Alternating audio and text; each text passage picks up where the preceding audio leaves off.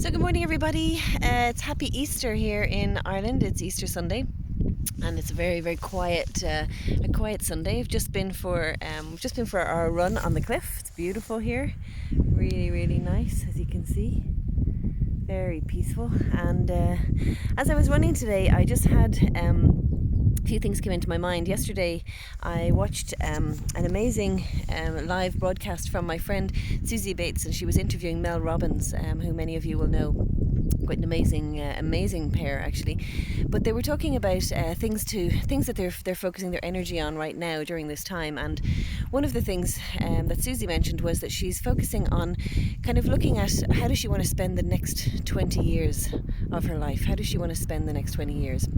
With this opportunity that's been given to her. So she's been doing up a list of things like what does she fear? So what are her fears? What does she really fear? Big long list of her fears.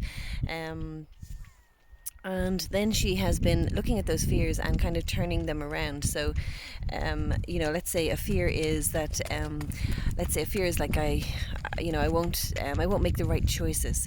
I won't make the right choices. Well, then looking at the opposite of that, it's like flipping that around. It's like I will make the right choices, and then looking at your life as to where you have made the right choices in the past, even though you might have thought at the time they weren't the right choice. So that was kind of really interesting. And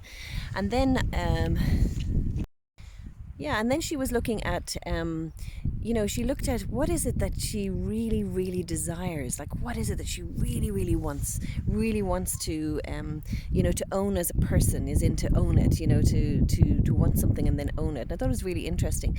And the other thing I got from that last night was, just again, the power of thinking, which, as you know, I'm very involved in and very passionate about how we think and how that shapes us. And, just thinking about, when you have negative thoughts about what's happening at the moment, how much that influences your moments, how much that influences your whole life, and how much when you're thinking negatively, just notice it's like in the future you're looking at images perhaps you've seen on the news or on social media, or you're imagining a future with yourself and your family, and just notice how much that actually how much that influences you.